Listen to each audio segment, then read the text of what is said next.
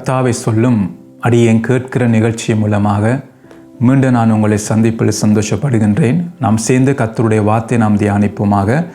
கடந்த முறை ரெண்டாவது நாங்கள் பார்த்தோம் என்னென்றால், முழங்கால் அளவை நாம் கடந்து போக வேண்டும். அதாவது கணுக்கால் அளவை கடந்து அடுத்தது முழங்கால் அளவை நாம் கடக்க வேண்டும். நம்ம ஒரு கூட்டம் பார்த்திங்கன்னா அந்த கணுக்கால் அளவிலே அந்த கூட்டம் இருந்து கொண்டு இருப்பார்கள். இப்படிப்பட்ட கூட்டத்தாரன்னு சொல்லி நாம் கொஞ்சம் தியானித்தோம். அப்போ ரெண்டாவது முழங்கால் பாருங்கள் அளவை கடக்க வேண்டும். அப்போ இப்படி அவர்கள் பார்த்திங்கன்னா இவங்க ஜெபிப்பார்கள், தவறாமல் ஜெபிப்பார்கள். ஒரு நாளைக்கு 3 முறை ஜெபிப்பார்கள், 2 முறை ஜெபிப்பார்கள், சபை கூடி வரும்போது ஜெபிப்பார்கள். அவங்க ஜெபத்துக்கு முக்கியத்துவம் கொடுப்பார்கள். அது நல்ல ஒரு காரியம் அவர்கள். ஆனால் அவங்களுடைய ஜெபம் பார்த்தீங்கன்னா எதற்காக அதிகமாக இருக்கும் என்றால், மாம்சத்தின்படி பிழைக்கிறதுக்காகத்தான் அவங்க அதிகமாக ஜெபிப்பார்கள். பாருங்க, ஆவியினாலே மாம்சத்தின் கிரியைகளை அழிக்கிறதுக்காக அவங்க ஜெபிக்க மாட்டாங்க. அது அவங்களுக்கு முக்கியமாக இருக்காது. அவங்க எது முக்கியம் அவங்களுக்குன்னு சொன்னால், உலக வாழ்க்கைக்காகத்தான் அதிகமாக அவர்கள் என்ன செய்வார்கள், அதற்காக அவர் ஜெபம் பண்ணுவார்கள். அதுதான் முழங்கால் ஜெபம். அப்போ நாம் பார்த்தீங்கன்னா தான் யாக்கோப்பு 4:3 சொல்லுகிறது என்றால், பாருங்கள், அவர்கள் என்ன செய்கிறார்களாம், தகாத விதமாக, அதாவது இச்சையை நிறைவேற்றுவதற்காகத்தான் அவங்க ஜெபம் பண்ணுகிறார்கள். அப்போ உலக காரியங்களை பார்த்து, மற்றவருடைய வாழ்க்கையை பார்த்து, மற்றவருடைய பொருட்களை பார்த்து அது அவங்களுக்கு ஒரு இச்சையாக தூண்டி அவர்கள் என்ன செய்வார்கள்னா, அப்படிப்பட்ட அந்த வீடோ அந்த பொருளோ அந்த வாகனமோ அது எனக்கு வேணும் என்று சொல்லி நாம் என்ன செய்கிறோம்னா, இச்சையினாலே இழுப்புண்டு நாம் அதுக்காக ஜெபம் பண்ண ஆரம்பிப்போம். அப்போ வேதம் என்ன சொல்லுகிறது என்றால், தகாத விதமாக ஜெபம் பண்ணுகிறதுன்னு சொல்லி அந்த காரியத்துக்காக ஜெபிப்பவர்களை பற்றி சொல்லுகிறது. அதான் பாருங்கள், யாக்கோப்பு 4:2 உங்களுக்கு நான் வாசிக்கிறேன். நீங்கள் இச்சித்தும் உங்களுக்கு கிடைக்கவில்லை, நீங்கள் கொலை செய்தும் பொறாமை உள்ளவர்களாக இருந்தும் அடையக்கூடாமல் போகிறீர்கள். நீங்கள் சண்டையும் யுத்தமும் பண்ணியும் நீங்கள் விண்ணப்பம் பண்ணாமல் இருக்கிறதுனாலே உங்களுக்கு சித்திக்கிறது இல்லை. பாருங்கள், வடிவாக இங்கே நமக்கு சொல்லுகிறது. ஏன் நமக்கு பார்த்தீங்கன்னா அந்த பதில் வராமல் இருக்கிறது என்றால், பாருங்கள், இன்றைக்கு நாம் எல்லாரும் ஜெபிக்கிறோம் தான், நல்ல காரியம்தான், ஜெபம் பண்ண நல்ல காரியம்தான். ஆனால் ஜெபத்துக்கு பதில் வந்தால் அது அதிக நல்லது. இன்றைக்கு நாம் எல்லாம் ஜெபிக்கிறோம் தான், ஆனால் பதில் வர வேண்டும், அதுதான் முக்கியம். அப்போ பாருங்கள், நான் யாரோட நான் கதைத்தால் அவர் பதில் எனக்கு கொடுக்க வேண்டும். அப்போ அவர் பதில் கொடுக்காம, அவர் அதுக்கு செவி சாய்க்காமல் வேற எங்கேயே பார்த்து கொண்டிருந்தால் நீங்கள் தொடர்ந்து அவரோடு கதைப்பீங்களா? கதைக்க மாட்டீங்க. ஏன்னா அங்கேருந்து பதில் வரவில்லை, நீங்கள் கதைக்கிறதுக்கு அவர் செவி கொடுக்கவில்லை, அவர் வேற எங்கேயோ திரும்பி பார்த்து கொண்டிருக்கிறார். அப்போ நீங்கள் என்ன செய்வீங்க? அவருக்கு கேட்கவில்லைன்னு சொல்லி உங்களுக்கு மனது கஷ்டமாக இருக்கும், நீங்கள் அந்த இடத்தை விட்டு போய் விடுவீர்கள். அப்போ இன்றைக்கு அநேகர் பேர் இப்படி தான் ஜெபித்து கொண்டிருக்கிறோம். கர்த்தர் அதுக்கு செவி கொடுக்கிறாரா? தெரியாது. கர்த்தர் கவனித்து கேட்கிறாரா ஜெபத்துக்கு? தெரியாது. ஆனால் நான் ஜெபித்துட்டு ஆமை சொல்லிட்டு நான் போய்விடுவேன். அப்போ நான் கொஞ்சம் சிந்திச்சு பார்க்க வேண்டும். பாருங்கள், தொடர்ந்து நான் ஜெபித்து வருகிறேன், ஆனால் ஜெபத்துக்கு பதில் வரவில்லையா? சிந்திச்சு பார்க்கணும், ஆராய்ந்து பார்க்கணும், ஏன் பதில் வரவில்லை? வேதம் சொல்லுகிறது, ஜெபத்துக்கு பதில் வராட்டா என்னென்ன காரியம் என்று வேதத்தில் பல இடங்கள் எழுதியிருக்கிறது. அப்போ அதை நாம் பார்க்க வேண்டும், ஏன் என் ஜெபத்துக்கு பதில் வரவில்லை. அப்போ ஆராய்ச்சி பண்ணி பார்க்க வேண்டும், ஏன். அப்போ இங்கே வேதம் பார்த்தீங்கன்னா, நீங்கள் இச்சித்தும் உங்களுக்கு கிடைக்கவில்லை. ஏன் கிடைக்கவில்லை? இன்றைக்கு நாங்கள் உலக காரியத்துக்கு நான் ஜெபிக்கிறோம். ஏதோ ஒரு காரியத்தை நாங்கள் பார்த்துட்டு இச்சித்துட்டோம். என்னுடைய மாம்சம் என்ன செய்துட்டா தூண்டி விட்டது. அப்போ அந்த மாம்சம் தூண்டதுனாலே நான் என்ன செய்கிறேன், அதற்காக நான் என்ன செய்கிறேன், முழங்கால் படியிட்டு, ஆண்டவரே என்னை இந்த காரியத்தை என்னை சந்தியும், இந்த தேவை எதை நான் இச்சித்தனோ ஆண்டவர் இந்த காரியத்தை எனக்கு தாரும் என்று சொல்லி பகலும் நான் நினைச்சு அதுக்காகவே ஜெபித்து கொண்டிருப்பேன். ஆண்டவரை சந்தியும் என்று சொல்லி.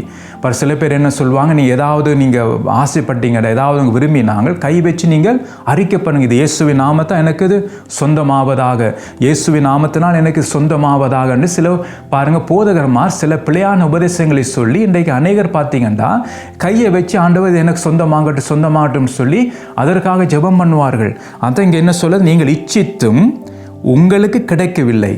பாருங்க, ஏன் கிடைக்கவில்லை என்றால், நீங்கள் கொலை செய்தும் பொறாமை உள்ளவர்களாக இருந்தும் அடையக்கூடாமல் போகிறீர்கள். அப்போ என்னண்டா, அந்த ஜெபிக்கிறவருடைய வாழ்க்கையில குறை இருக்கிறது. அதான் கர்த்தர் அந்த பாருங்க, எபேசு சபையை பார்த்து சொல்லுகிறார், உன் பேரில் எனக்கு குறை உண்டு.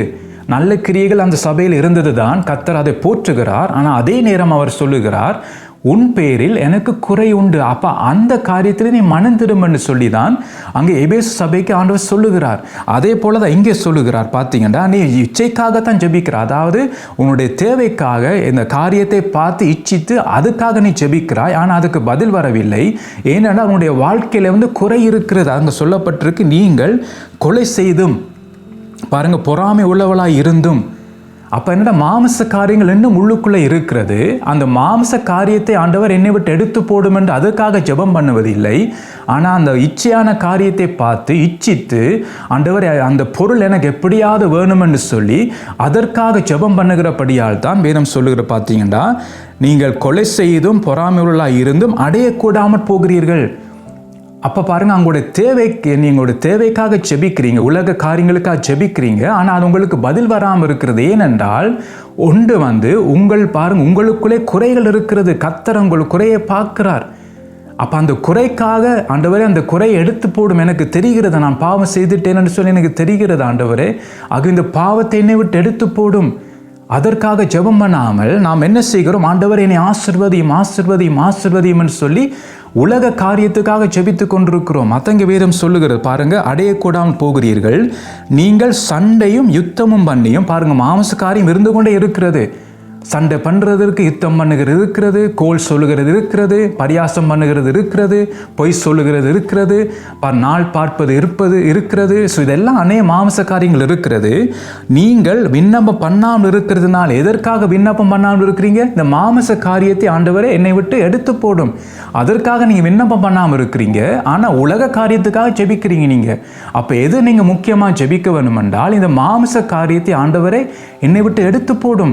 அதற்காக நீங்கள் ஜெபிக்காமல் இருக்கிறீங்க. ஆனால் உங்களோட ஜெபம் முழுவதும் ஆண்டவர் என்னை ஆசீர்வதியும், ஆண்டவர் என்னை பெரியவனாக்கும், ஆண்டவர் ஆபிரகாமின் ஆசீர்வாதங்கள் எனக்கு வரட்டும், ஆண்டவரே ஆபிரகாம் சீமானா இருந்தது போல நானும் அப்பா இருக்கிற இடத்திலே ஒரு பெரிய சீமானா என்னை மாற்றும் என்று சொல்லி உலக ஆசீர்வாதத்துக்காக ஜெபிக்கிறீங்களுடைய ஆண்டவர் இந்த பாவம் எனக்குள் இருக்கிறதே ஆண்டவர், இந்த பாவம் என்னை கரைப்படுத்துகிறது ஆண்டவர், இந்த பாவம் ஆண்டவரே நான் உம்முடைய வரிக்கு ஆயத்தப்படாதபடிக்கு இந்த பாவம் என்னை ஒடுக்கி கீழ்ப்படுத்துகிறது ஆண்டவரே. நான் உமக்காக எழுந்திருக்க முடியாதபடிக்கு, உமக்காக நான் ஓட முடியாதபடிக்கு ஆண்டவரே இந்த பாவமெனே ஒடுக்குகிறது என்று சொல்லி அதற்காக நான் ஜெபம் பண்ணுவதில்லை. அதான் ஆண்டவர் சொல்லுகிறார், நீங்கள் விண்ணப்பம் பண்ணாமல் இருக்கிறதுனாலே உங்களுக்கு சித்திக்கிறது இல்லை. பாருங்க எவ்வளவு வடிவாக கர்த்தருடைய ஆவியா நமக்கு சொல்லுகிறார். அப்ப வேதம் நம்ம பாருங்க எது எதிர்பார்க்கிறது நம்மிடத்தில் என்றால், என்னுடைய குறையை நீக்கி போடுவதற்காக நான் ஜெபிக்க வேண்டும், அதற்காக நான் அதிகமாக ஜெபிக்க வேண்டும். அப்போ அதுக்காக ஜெபிக்க பார்த்தீங்கன்னா கர்த்தர் என்ன செய்வார்னா, என்னுடைய மாமிசத்தின் காரியங்களை ஒன்றொண்டா என்னை விட்டு எடுத்து போடுவார். இன்னொரு பக்கம் என் உலகத்துக்கு தேவையான ஆசீர்வாதங்கள், அதாவது என்னுடைய வாழ்க்கைக்கு என்ன தேவை என்பதை பரலோகம் அறிந்திருக்கிறது. அப்போ அந்த காரியத்தை சந்திப்பார் ஆண்டவர். பாருங்க, எதிர்காலத்தில் என்னென்ன நடக்குதுன்னு நமக்கு தெரியாது. நாம் இச்சைத்து அந்த காரியத்தை பார்த்து ஐயோ எனக்கும் அதே மாதிரி வேணும்னு சொல்லி அதை நாம் என்ன செய்வோம் என்றால் அதுக்காக நான் ஜெபம் பண்ண ஆரம்பிப்போம். சில நேரம் கர்த்தர் அந்த ஜெபத்தையும் கேட்டு சில காரியங்களை தருவார். ஆனால் அது எனக்கு வேதனையாக இருக்கும் அந்த காரியம். என்றால் ஆண்டோடைய சித்தத்தின்படி நான் ஜெபிக்கவில்லை. கர்த்தர் எனக்கு வேறதை ஆயத்தப்படுத்தி இருப்பார், வேற காரியத்தை பார். அப்போ நான் அதை இச்சித்தபடியினாலே, அதை எனக்கு வேணுமென்று நான் விடாப்படியான ஆண்டவரை நோக்கி ஜெபித்தபடியினாலே கர்த்தரும் பரவாயில்லன்னு சொல்லி ஆண்டவர் ஆசீர்வதிப்பார். ஆனால் அந்த ஆசீர்வாதம் எனக்கு கேடாக மாறி விட்டுரும், எனக்கு ஆபத்தாக மாறி விட்டுரும். அதான் பாருங்க, கேயாசியை நாங்கள் பார்க்குறோம். பாருங்க, கேயாசி பார்த்தீங்கன்னா நாகமான் கொண்டு வந்த அந்த பொருட்கள் மீது அவன் இச்சித்தான். அந்த இச்சையினாலே அவன் நடத்தப்பட்டான். பாருங்க, தேவனுக்கு பின்னால் போவதை விட்டுட்டு நாகமான் பின்னுக்கு போனான். அந்த ஆசீர்வாதத்தை கொண்டு வந்த மனுஷனுக்கு பின்னால் போனான். கடைசி என்ன நடந்தது? குஷ்டரோகம். அவன் நாகமான் குஷ்டரோகம் அவனுக்கு வந்தது. அவனுக்கு மாத்திரமல்ல, அவனுடைய சந்ததியும் பாதித்தது. இன்றைக்கு நாம் இச்சையினாலே நான் இழுக்கப்படுகிறபடியினால் என்னுடைய வாழ்க்கை மாத்திரம் பாதிக்கப்படாது, என்னுடைய சந்ததியும் அது பாதிக்கும். நான் எடுத்த தீர்மானங்களினாலே பாருங்க, நான் ஆண்டோடைய சித்தத்துக்கு நான் கீழ்ப்படியாமல், கர்த்தருடைய சித்தத்துக்கு நான் காத்திராமல், பொறுமையாக நான் காத்திருக்காமல் இருக்கும்போது, ஆண்டவர் நான் விடாப்புடி ஆண்டவரே தாரும் என்று நான் விடாப்புடியாக நான் ஜெபிக்கும் போது கர்த்தரும் இறங்கி ஆண்டவர் என்ன செய்வார்? அந்த காரியத்தை தருவார். ஆனால் அது எனக்கு என்ன நடக்கும்னா, எனக்கு அது விபரீதமாய் மாறிவிட்டுரும், அது எனக்கு ஆபத்தாய் போய்விட்டுரும். பாருங்க, இஸ்ரேல் ஜனங்கள் பார்த்தீங்கன்னா இறைச்சியை பார்த்து இச்சித்தார்கள். இறைச்சியை அந்த எகிப்தில் இறைச்சி பாத்திரத்தண்டை நாங்கள் திருப்தியாக நாங்கள் சாப்பிட்டோமேன்னு சொல்லி கர்த்தரை நோக்கி முறையிட்டார்கள். கர்த்தரும் பார்த்தீங்கன்னா கொடுத்தார். ஆனால் கடைசி என்ன நடந்தது? வாதை இஸ்ரவேலில் எழும்பினது. கொளுத்தவர்களை ஆண்டவர் என்ன செய்தார்? அடித்தாருன்னு நாங்கள் பார்க்குறோம். பாருங்க, இச்சித்ததை கொடுத்தார் தான், ஆனால் அதே நேரம் அவர்கள் அழிக்கப்பட்டார்கள். பார்த்தா நான் காரியம். அப்போ நாம் இச்சித்ததை வைத்து நாம் கேட்கக்கூடாது. இச்சையினாலே நாம் விழுப்புண்டு ஜெபம் பண்ணக்கூடாது. கவனமாக இருக்கணும் இந்த காரியத்திலே. பாருங்க, அதான் அந்த காரியத்தை இச்சித்ததை ஆண்டவர் அவர்கள் கொடுத்தாருன்னு சொல்லப்பட்டிருக்கு. ஆனால் அதால் அவர்கள் விபரீதம் அவர்கள் வாழ்க்கையில் வந்தது. ஸோ அந்த வசனத்தை நான் வாசிக்கிறேன், அப்போதான் உங்களுக்கு அது விளங்கும். 106 சங்கீதம் 106 14, 15, 13 நான் வாசிக்கிறேன், அப்போ தான் உங்களுக்கு விளங்கும். ஆனாலும் சீக்கிரமாய் அவருடைய கிரியைகளை மறந்தார்கள், அவருடைய ஆலோசனைக்கு அவர்கள் காத்திராமல் மனாந்தரத்திலே இச்சை உள்ளவர்களாகி அவாந்தர வழியிலே தேவனை பரீட்சை பார்த்தார்கள். அப்பொழுது அவர்கள் கேட்டதை அவர்களுக்கு கொடுத்தார், அவர்கள் ஆத்துமாக்களிலோ இளைப்பை அனுப்பினார் என்று சொல்லி இங்கே நாங்கள் பார்க்குறோம். பாருங்கள், அப்போ அவங்க என்ன, அவருடைய ஆலோசனைக்கு அவர்கள் காத்திராமல் பொறுமையாக காத்திருக்கல. அதாவது கர்த்தர் தங்களுடைய வாழ்க்கையில் அவர் ஆயத்தப்படுத்தினதை ஆண்டவர் அந்த நேரம் தருவார்னு சொல்லி அவருக்கு காத்திருக்கல. இச்சை உள்ளவர்களானார்கள். அந்த இச்சை என்ன செய்யும் என்றால் தேவனுக்கு விரோதமாக நான் என்னை தூண்டிவிடும், தேவனுக்கு விரோதமாக செயல்படுவதற்கு என்னை தூண்டிவிடும். அதான் இஸ்ரவேல் ஜனங்களை தூண்டிவிட்டது, அவங்க இச்சித்தது. அது பாருங்க, வனாந்த இச்சை உள்ளவர்களாகி அவாந்தர வழியிலே தேவனை பரீட்சை பார்த்தார்கள். பாருங்க, இச்சை எப்படி நடத்துறதுன்னு பாருங்க. கர்த்தருடைய அந்த சித்தம் நிறைவேறுவதற்கும் கர்த்தர் செயல்படுவதற்குன்னு நாம் விட்டு கொடுக்காமல், நாம் கர்த்தருக்கென்று காத்திருக்காமல் நாங்கள் இச்சிக்க வைக்கிறது. அந்த இச்சை என்ன செய்கிறதாம் பார்த்தீங்க, சொல்லப்பட்டிருக்கு, தேவனை பரீட்சை பார்க்க வைக்கிறது. அப்போ அந்த அந்த ஆண்டவர் அது கொடுப்பார், சில நேரம் கொடுப்பார் ஆண்டவர். நாம் எதற்காக ஜெபிக்கிறோமோ அதுக்கு ஆண்டவர் தருவார். ஆனால் அடுத்த வசனம் சொல்லுகிற பார்த்தீங்கன்னா 15ஆம் வசனம், அப்பொழுது அவர்கள் கேட்டதை அவர்களுக்கு கொடுத்தார், அவர்கள் ஆத்துமாக்களிலோ இளைப்பை அனுப்பினார். பாருங்க, இப்படியான ஒரு ஆசீர்வாதம் தேவையா? பாருங்க, இளைப்பை, ஆத்துமாக்களிலே இளைப்பை அனுப்பினார். கேட்டதை கொடுத்தார் தான், ஆனால் அந்த தந்த அந்த ஆசீர்வாதம் என்னுடைய வாழ்க்கையில் இளைப்பை உண்டாக்கி விட்டது. பாருங்க, இப்படியான ஆசீர்வாதம் நமக்கு தேவையில்லை. அதுதான் பார்த்தீங்கன்னா கர்த்தர் சொல்லுகிறார், உலகத்துக்கு தேவையான, அதாவது உலக வாழ்க்கைக்கு எனக்கு என்ன தேவையோ, என் மனைவிக்கு என்ன தேவையோ, என் பிள்ளைகளுக்கு என்ன தேவையோ அதெல்லாம் ஆயத்தப்படுத்தி விட்டார். ஸோ அதை அந்தந்த நேரத்தில் அவர் எனக்கு தருவார். அப்படிதானப்பா, நம்முடைய பிள்ளைகள் வளர்ந்து வருவன் போது அந்த நேரத்தில் தான் பிள்ளைகளுக்கு நாம் தேவையானது கொடுக்குறோம். பாருங்கள், சின்ன வயசு கேட்ட பாருங்கள் உடையை நாங்கள் கொடுப்போம், போஜனத்தை நாங்கள் கொடுப்போம். அப்புறம் வளர்ந்து வரும்போது நான் அதுக்கேற்ற விதமாக நாம் உடையை மாற்றுவோம், அதுக்கேற்ற விதமாக போஜனத்தை மாற்றுவோம். அதே போல தான் நம்முடைய தேவன். அப்போ அந்தந்த நேரத்துக்கு நமக்கு என்னென்ன தேவையோ கர்த்தர் நமக்கு அற்புத விதமாய் சந்திப்பார். அண்ட் அவர் தான் நம்மை ஆத்துமா மீட்பர், அவர் தான் நம்மை நடத்துகிறவர், அவர் நல்ல மேய்ப்பன், நம்மை அவர் தான் நடத்துகிறார். அப்போ அவருடைய சித்துக்கு விட்டு கொடுங்க, அவர் அந்தந்த நேரத்தில் அவர் செய்வார். மற்றவர்களை பார்த்துட்டு, மற்றவருடைய குடும்ப வாழ்க்கையை பார்த்து, அவர்கள் உடுத்திருக்கிற உடுப்புகளை பார்த்து, அவங்க வீட்டை பார்த்து, அவங்களுடைய பொருட்களை பார்த்து இச்சித்து ஆண்டவரே எனக்கு தாரும் என்று கர்த்தருடைய சித்தம் இல்லாமல் எதையும் நீங்கள் கேட்காதீங்க. அப்படி ஆண்டவர் கொடுத்தாலும் கூட அது நம்முடைய ஆத்துமாக்கு இழப்பை உண்டாக்கும். கர்த்தருடைய கோபாக்கனை தான் நாம் என்ன செய்வோம், வருவித்துக் கொள்வோம். அப்போ அதற்காகத்தான் அங்கே யாக்கோபு சொல்லுகிறார், உங்களுடைய இச்சைகள், அதாவது உங்களுடைய மாமிச காரியங்களை நீக்கி போடுவதற்காக ஜெபியுங்கள் என்று சொல்லி அங்கே அவர் சொல்லுகிறார். அதான் பார்த்தீங்கன்னா சில ஜெபங்களுக்கு நாம் பதிலில்லாமல் இருக்கிறது காரணம் நாம் ஜெபிக்க வேண்டிய ஜெபங்களை நாம் செய்வதில்லை. அதான் நீங்கள் நாங்கள் பார்க்குறோம். நாம் என்ன செய்கிறோம்டா, தகாத விதமாக நாம் என்ன செய்கிறோம், விண்ணப்பம் பண்ணுகிறோம். அப்போ என்னுடைய வாழ்க்கையில் மாமிச காரியங்கள் இருக்கிறது தான், அதை குறித்து எந்த சிந்தனையும் இல்லை, அதை குறித்து எந்த நோக்கமும் இல்லை. ஆனால் உலக காரியங்களுக்காக ஜெபித்து கொண்டிருப்போம் உபவாசத்தோடு. ஆனால் நான் ஜெபிக்க வேண்டிய காரியத்துக்காக ஜெபிப்பதில் அதான் வேதம் சொல்லுகிறது, நீங்கள் விண்ணப்பம் பண்ணாமல் இருக்கிறதுனால இதற்காக என்னுடைய மாமிச காரியங்களை ஒடுக்குவதற்காக, என்னுடைய மாமிச காரியங்களை ஆண்டவர் என்னை விட்டு எடுத்து போடும் என்று சொல்வதற்கு, அதற்காக நான் ஜெபம் பண்ணாமல் பாருங்கள் இருக்கிறபடியால் தான் உங்களுக்கு சித்திக்கிறது இல்லை என்று கர்த்தருடைய வார்த்தை நமக்கு சொல்லுகிறது. அப்போ இந்த காரியம் நாம் கவனமாக இருக்க வேண்டும். நாம் ஜெபம் பண்ணுவது நல்லது தான், ஆனால் இதற்காக நாம் ஜெபம் பண்ணுகிறோம். பாருங்க, உலக வாழ்க்கையில பிழைக்கிறதுக்கான ஜெபம் பண்ணுகிறேனா, அல்லது ஆவியானுடைய உதவியோடு என்னுடைய மாமிசத்தை ஒடுக்கி கீழ்ப்படுத்துகிறதுக்காக நான் ஜெபம் பண்ணுகிறேனா? ரெண்டு வித்தியாசம் இருக்கு. அப்போ ஜெபம்னு சொல்லும்போது எல்லாம் ஜெபம் ஆக முடியாது. ஒன்று தேவன் அங்கீகரிக்க வேண்டும், ஒன்று தேவனால் ஏற்றுக்கொள்ளப்பட வேண்டும், தேவனுடைய சித்தம்படி ஜெபம் இருக்க வேண்டும். அந்த ஜெபம் தான் பார்த்தீங்க வல்லமை உள்ளது. இன்றைக்கு பாருங்கள், பரிசீலனை போல் நான் ஜெபித்துட்டு போகலாம், ஆனால் எனக்கு மன திருப்தியாக இருக்கும். நான் ஜெபித்துட்டு ஆமேன்னு சொல்லிட்டேன்னு சொல்லி எனக்கு திருப்தியாக இருக்கும். ஆனால் கர்த்தர் கேட்டாரா? அது நமக்கு தெரியாது. அதான் இங்கே நாங்கள் பார்க்குறோம். அப்போ நாம் சரியான ஜெபத்தை நாம் என்ன செய்ய வேண்டும் என்றால், சரியான ஜெபத்தை நாம் ஏறெடுக்க வேண்டும்.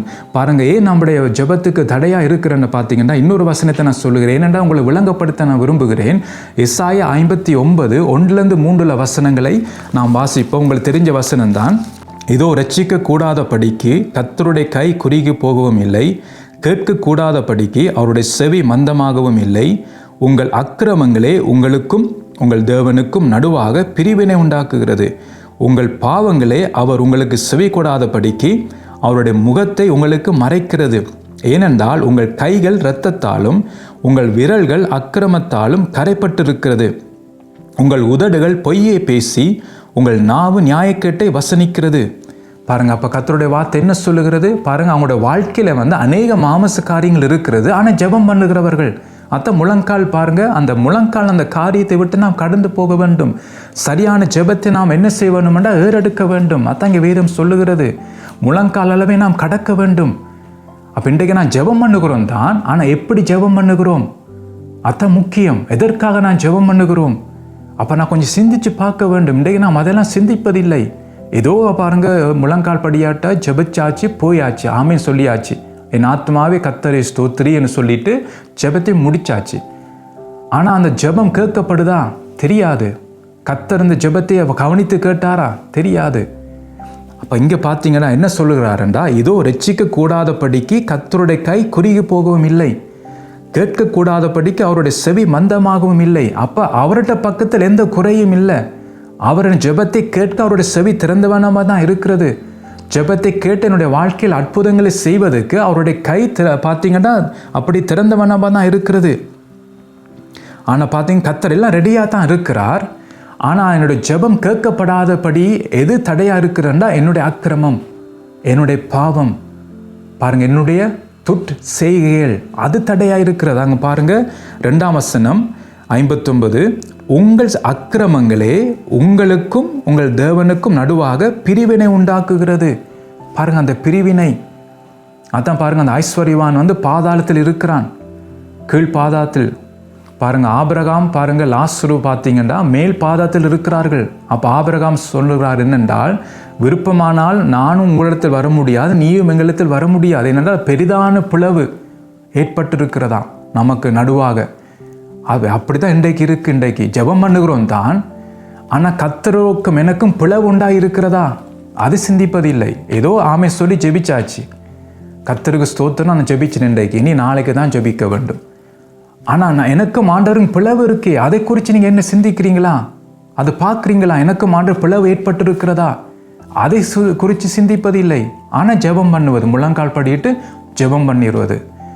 பாருங்கள், இதெல்லாம் பார்த்தீங்கன்னா பரிசேயருடைய ஆவி அந்தந்த, அதாவது நியாயப்பிரமாணத்தை கை கொண்டா காணுமென்று தான் அவங்க இருந்தாங்க. ஆனால் அவங்களுடைய வாழ்க்கை மாறவில்லை. அதான் ஆண்டவர் அவர்களை பார்த்து உங்களுக்கு ஐயோ என்று சொல்லுகிறார். இன்றைக்கு நாம் அப்படித்தான் கிறிஸ்தவனுக்குரிய காரியங்கள் எல்லாம் செய்து கொண்டு போனால் சரி, தவறாமல் ஞாயிற்றுக்கிழமை போவது, ஊழியம் செய்வது, உபவாசம் பண்ணுவது, சபையில் எல்லா கூடையிலும் கலந்து கொள்வது, ஹவுஸ் மீட்டிங் போவது, எல்லாம் அதெல்லாம் கரெக்ட், சூப்பர். ஆனால் மற்றது ஆண்டவரோடு எனக்கு என்ன மாதிரி பிளவு ஏற்பட்டிருக்கா? எனக்கும் ஆண்டவருக்கும் இருக்கு உறவு எப்படி இருக்கு? ஒரு பிரிவினை வந்து விட்டதா? அது குறித்து சிந்திச்சு பார்ப்பதில்லை. வேதம் என்ன சொல்றது? உங்கள் அக்கிரமங்களே உங்களுக்கும் உங்கள் தேவனுக்கும் நடுவாக பிரிவினை உண்டாக்குகிறது. அப்போ என்னுடைய வாழ்க்கையிலே மாம்சங்கள் அதிகமாக இருக்கும்போது, எனக்குள் பாருங்க மாம்ச கிரிகள் இருக்கும்போது, எனக்கு தெரியாமலே தேவனோடு இருக்கிற அந்த உறவிலே ஒரு பிரிவினை உண்டாகிற, ஒரு பிளவு உண்டாகிறது. அதுதான் உண்டாக்குகிறது. கர்த்தர் ரெடியாக இருக்கிறார். ஆனால் எப்போ எப்போ அந்த உறவு திருப்பி வரும் என்றால், நான் பாவ மன்னிப்பு, அதாவது கர்த்தருக்கு நான் பாவ அறிக்கை செய்து மனம் திரும்பும் போது தான் பார்த்தீங்கன்னா அந்த பிரிந்த அந்த பிளவு எடுக்கப்பட்டு கர்த்தரோடு நாம் சேர்க்கப்படுவேன். அத்தங்க சொல்லப்படுகிறது. பாருங்க, ஆதாம் ஏவாளும் தேவனுடைய தோட்டத்திலிருந்து ஏன் துரத்தப்பட்டார்கள்? அவர்கள் பாவத்தை அறிக்கை பண்ணவில்லை. ஒருவருக்கொரு குற்றம் சாட்டினார்கள் ஒழிய, நான் பாவம் செய்துட்டேன் என்று சொல்லி உணர்ந்து கர்த்தரிடத்தில் மன்னிப்பு கேட்கவில்லை. அதான் துரத்தப்பட்டார்கள். பாருங்க, அதுக்கு முதல் கர்த்தரோடு உறவாடின மக்கள் 2 பேரும் கர்த்தரோடு உலாவினார்கள். பகலின் குளிர்ச்சியான வேளையிலே ஆண்டவர் தேடி வந்தார் அவர்களை, ஒவ்வொரு நாளும் தேடி வந்தார். நல்ல உறவு இருந்தது. கர்த்தருடைய மகிமையை பார்த்தார், முகமுகமாய் கர்த்தரை பார்த்தார்கள். பாரு, எவ்வளவு பெரிதான ஒரு பாக்கியம் பாருங்க. பிசாசு என்ன செய்தான்? அந்த உறவை பாருங்க அப்படி துண்டித்து விட்டான். பிளவு உண்டாகி விட்டது. பாருங்க, ஏதேன் தோட்டத்திலிருந்து துரத்தப்பட்டார்கள் கர்த்தருடைய வார்த்தை அங்கு சொல்லுகிறது. அதுக்கு என்ன காரணம்? அக்கிரமம். பாவத்தை ஒத்துக்கொள்வதில்லை, உணர்ந்து மனம் திரும்புவதில்லை. பாருங்க, அதான் அந்த பிளவை உண்டாக்குறது. ஆனால் எப்போ நான் உணர்ந்து மனம் திரும்புகிறேனோ அப்போ கர்த்தருக்கும் எனக்கும் அந்த உறவு உண்டாகும். அப்போ என் ஜெபம் கேட்கப்பட துவங்கும். அதான் இங்கே நாங்கள் பார்க்குறோம். பாருங்க, தானியேல் ஜெபித்தார். என்ன ஜெபித்தாராம்? இரட்டிலும் சாம்பலிலும் உட்கார்ந்து அவர் என்ன செய்தார்? தனக்காகவும் தன்னுடைய ஜனத்துக்காகவும் பாருங்க பாவ அறிக்கை பண்ணினார்ன்னு சொல்லி அங்கே நாங்கள் பார்க்குறோம். தானியேல் 9ஆம் அதிகாரம் 3ஆம் வசனத்தில் அங்கே சொல்லப்படுது, உபவாசம் பண்ணி அவர் ஜெபித்தார்ன்னு சொல்லி. அதுக்கு பிறகு பார்த்தீங்கன்னா 20ஆம் வசனம் சொல்லுகிறது பாருங்க, இப்படி நான் சொல்லி ஜெபம் பண்ணி என் பாவத்தையும் என் ஜனமாகி இஸ்ரவேலின் பாவத்தையும் அறிக்கையிட்டு என் தேவனுடைய பரிசுத்த பர்வதத்துக்காக என் விண்ணப்பத்தை என் தேவனாய் கர்த்தருக்கு முன்பாக செலுத்தி கொண்டு இருந்தேன் என்று சொல்லி பாருங்க. அப்படி செலுத்தி கொண்டு இருக்கும்போது இப்படி 20ஆம் வசனத்தில் அவர் என்ன செய்கிறார்? இப்படி அவர் ஜெபித்து கொண்டு இருக்கும்போது பார்த்தீங்கன்னா 23ஆம் வசனம் சொல்லுகிறது, நீ மிகவும் பிரியமானவன், ஆதலால் நீ வேண்டிக் கொள்ள தொடங்கின போதே கட்டளை வெளிப்பட்டது. பாருங்க, உடனே பதில். ஆண்டவர் எதை பார்த்தார் என்றால், தானியேல் 9ஆம் அதிகாரம் 3ஆம் வசனம் சொல்லுகிறது பாருங்க, அவர் எதற்காக உபவாசம் பண்ணுகிறாராம்? நான் உபவாசம் பண்ணி ரெட்டிலும் சாம்பலிலும் உட்கார்ந்து தேவனாகி ஆண்டவரை ஜெபத்தினாலும் விண்ணப்பங்களினாலும் தேட என் முகத்தை அவருக்கு நேராக்கி, 4ஆம் வசனம், என் தேவனாகி கர்த்தரை நோக்கி ஜெபம் பண்ணி பாவ அறிக்கை செய்து. பாருங்க, அவர் உலக காரியத்துக்காக அவர் ஜெபிக்கவில்லை, தன்னுடைய வேலைக்காக. ஆண்டவரை, இந்த பாபிலோனிலே ஆண்டவரை நீர் இன்னும் அதிகமாக என்னை உயர்த்த வேண்டும், ஆண்டவர் அநேக ஆசீர்வாதத்தை நீர் எனக்கு தர வேண்டும், கை நிறைய நான் சம்பாதிக்க வேண்டும், எல்லாரும் என்னை பார்த்து ஆண்டவரை என்னை கனம் பண்ண வேண்டும், எல்லாரும் எனக்கு ஆண்டவரை மகிமையை கொடுக்க வேண்டும், எல்லாரும் எனக்கு மரியாதை செலுத்த வேண்டும் என்று சொல்லி தனக்காக அவர் ஜெபிக்கவில்லை, உலக ஆசீர்வாதத்துக்காக ஜெபிக்கவில்லை. அவர் எதற்காக ஜெபித்தார்? எதற்காக உபவாசம் பண்ணினார் என்றால் பாருங்க, ரெட்டிலும் உட்கார்ந்து ஆண்டவர் ஜெபத்தினால் விண்ணப்பங்களாம் தேட என் முகத்தை அவருக்கு நேராக்கி, எதற்காகவும் பாவ அறிக்கை பண்ணுவதற்காக, தனக்காகவும் தன்னுடைய ஜனத்துக்காகவும் பாவ அறிக்கை. அதுதான் கர்த்தர் எதிர்பார்க்கிறார். பார், இன்றைக்கு நாம் எதற்காக ஜெபிக்கிறோம்? உலக ஆசீர்வாதத்துக்காக. எதுக்காக உபவாசிக்கிறோம்? உலக தேவைக்காக. ஆனால் இங்கே எதுக்காக உபவாசம் பண்ணுகிறாங்க? பாவ அறிக்கை பண்ணுவதற்காக உபவாசம் பண்ணுகிறாங்க. ரெட்டிலும் சாம்பலிலும் உட்கார்ந்து. இன்றைக்கு அதை நாம் செய்கிறோமா? செய்வதில்லை. அத்தன் எசாயா சொல்லப்பட்டிருக்கு, ரட்சிக்கிறதுக்கு நான் ரெடியாக இருக்கிறேன், என்னுடைய கை குறுகி போகவில்லை, மற்ற கேட்கக்கூடாதபடிக்கு என்னுடைய செவி மந்தமாகவும் இல்லை. அவர் என்ன உங்கள் அக்கிரமங்களே உங்களுக்கும் உங்கள் தேவனுக்கும் நடுவாக பிரிவினை உண்டாக்குகிறது. அதுதான் பிரிவினை உண்டாக்கி இருக்கிறது. அப்போ கர்த்தர் பக்கம் எந்த தீமையும் இல்லை, எந்த காரியமும் இல்லை, என்னுடைய பக்கத்துலாம் இருக்குது. நான் விட வேண்டிய காரியங்களை விட்டு விடவில்லை. அந்த நீங்கள் சொல்லப்படுகிறது. அப்போ அதற்காக நான் ஜெபிக்கவில்லை. பாருங்கள், தானியேல் ஜெபித்தார். அங்கே ஜெபிக்க தொடங்கினே பதில் அங்கே பரலோகத்திலேருந்து வந்தது. உடனே அங்கே தூதனை அனுப்புகிறார், உடனே பதில் வருகிறது. ஆனால் இங்கே பார்த்தீங்கன்னா பதில் ரெடியாக இருக்குது கர்த்தர் சொல்கிறதுக்கு. ஆனால் சரியான ஜெபத்தை நான் செய்யவில்லை. என்னுடைய மாம்ச காரியங்கள் எனக்குள் இருக்கிறது, அதற்காக நான் ஜெபிக்கவில்லை. என்னுடைய மாம்சத்தை ஒடுக்கி கீழ்ப்படுத்துவதற்காக நான் ஜெபிக்கவில்லை. நான் வேறு காரியங்களுக்கெல்லாம் ஜெபித்து கொண்டிருக்கிறேன். ஆனால் இங்கே கர்த்தர் பார்க்குறாருண்டா மனம் திரும்புவது கேட்ட ஜெபத்தை கர்த்தர் பார்க்குறார். அதுதான் முக்கியம் நம்முடைய வாழ்க்கையில். நாம் பல தடவை நாம் தவறுகிறோம், பல தடவை பாருங்கள் நாம் தவறி கொண்டிருக்கிறோம். ஆனால் நாம் உணர்வதில்லை. ஐயோ, நான் தவறிட்டேன்னு உணர்வதில்லை. நாம் மற்றவர்களை பார்க்குறோம், அவரும் அப்படி தான் செய்கிறாருன்னு சொல்லி. சரி, அவர் அப்படி செய்கிறாருண்டா நீங்கள் மனம் திரும்பலாம் தானே, நீங்கள் மனம் திரும்பி ஆண்டவர்கிட்ட மன்னிப்பு கேட்கலாம் தானே. அந்த ஊழியக்காரன் அவர் பிரசங்கிக்கிறார், அவரே அப்படி செய்கிறார், அந்த பாஸ்டர் அப்படி செய்கிறார். ஸோ அவர்களை விட்டு விடுங்க. நீங்கள் இயேசுவை நோக்கி பாருங்க. அவர் பாவம் செய்தாரா? அவர் பாருங்க பரியாசம் பண்ணினாரா? அவர் மற்றவர்களுக்கு தீமை செய்தாரா?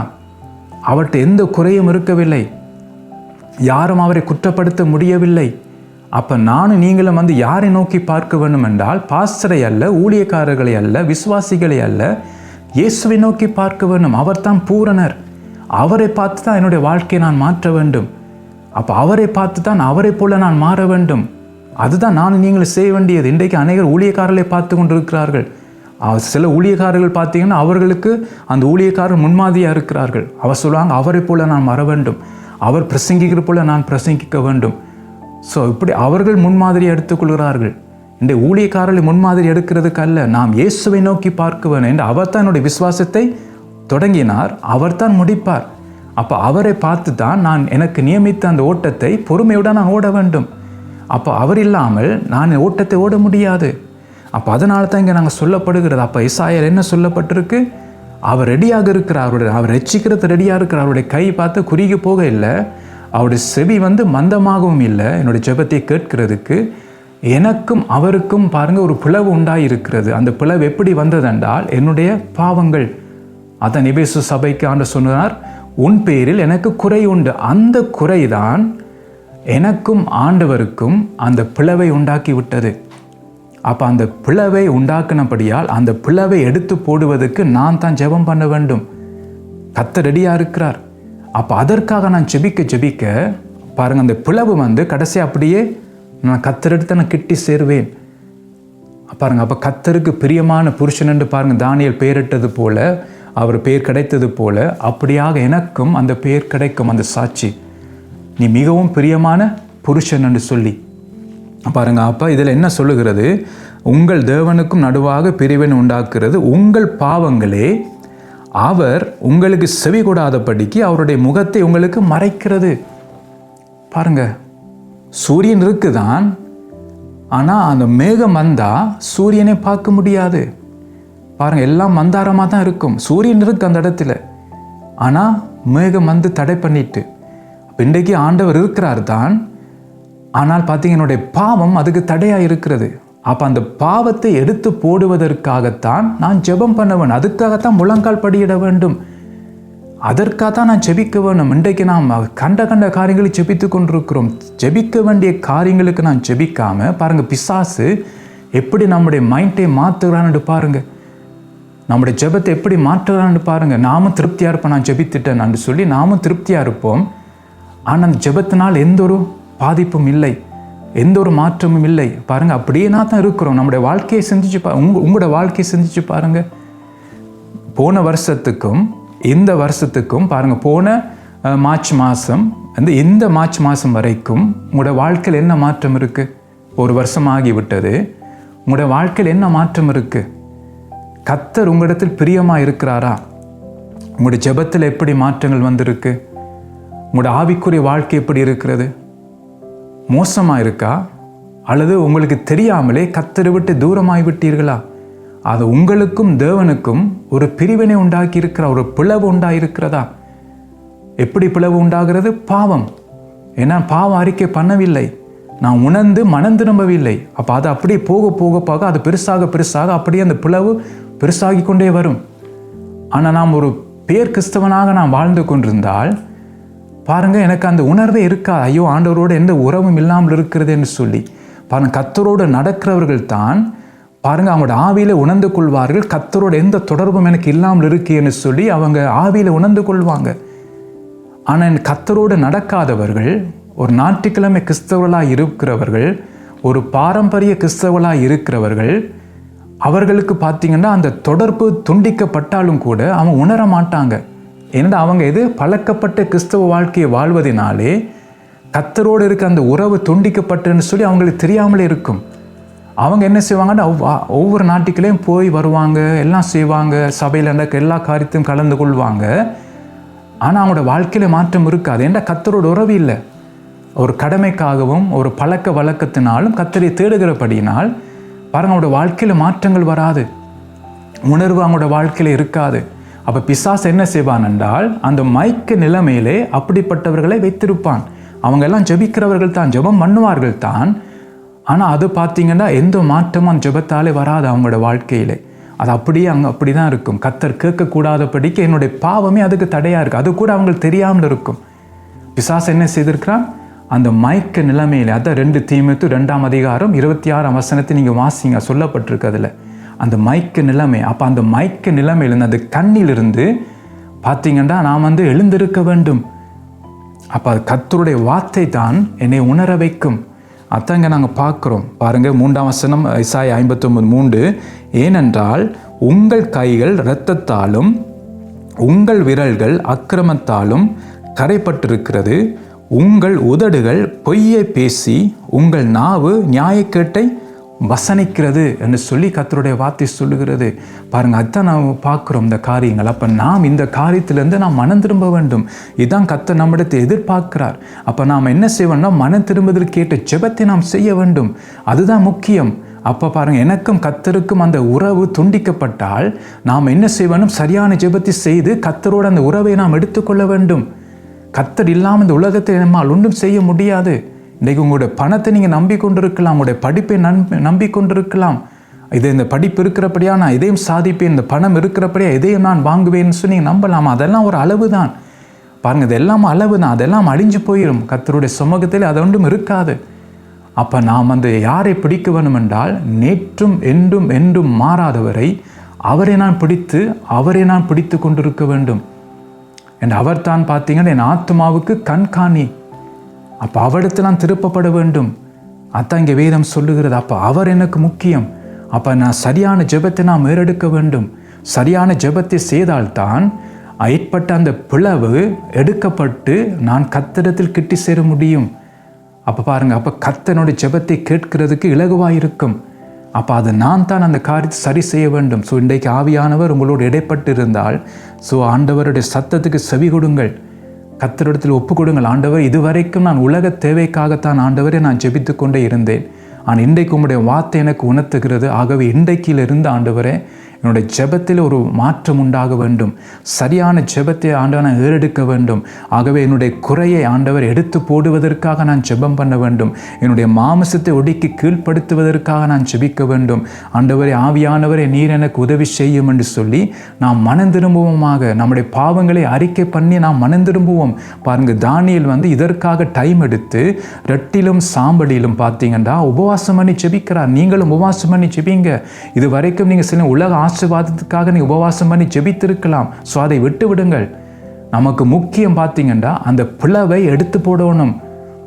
பாருங்கள், கர்த்தரை கிட்டி சேர வேணும். அதுதான் எனக்கு முக்கியம். அப்போ நான் அதற்காக உபவாசத்தோடு கண்ணீரோடும் அழுகையோடும் புலம்பலோடும் கர்த்தரிடத்தில் நாம் மனம் திரும்புவோம். கர்த்தர் நாம் ஏற்றுக்கொள்வார். அதுதான் கர்த்தர் நம்மிடத்தை எதிர்பார்க்கிறார். பாவம் மன்னிப்பு அவரிடத்தில் பெற்றுக்கொள்ள வேண்டும். பாவ அறிக்கை பண்ண வேண்டும். ஆண்டா தான் எபேசு சபையை பார்த்து சொல்லுகிறார், உன் பேரில் எனக்கு குறை உண்டு. ஆகவே நீ என்ன நிலைமையிலிருந்து விழுந்தா என்பதை உணர்ந்து மனம் திரும்பி ஆதிலே செய்த காரியத்தை செய்வாயாக என்று சொல்லப்படுகிறது. அப்போ நாம் மனம் திரும்ப வேண்டும். அதான் கர்த்தர் சொல்லுகிறார். ஆகவே இந்த காரியத்தை நீங்கள் சீரியஸாக எடுத்துக்கொள்ளுங்கள். ஸோ உங்களோட ஜெப வாழ்க்கை மாறட்டும். அந்த பிளவை எடுத்து போடுவதற்கு நீங்கள் பிரயாசப்படுங்க. உபவாசம் பண்ணி ஜெபிங்க. ரெட்டிலும் சாம்பலில் உட்கார்ந்து ஜெபிங்க. நிச்சயம் கர்த்தர் நமக்கு உதவி செய்வார். அடுத்த முறைக்கு நான் மீண்டும் உங்களை சந்திக்கிறேன்.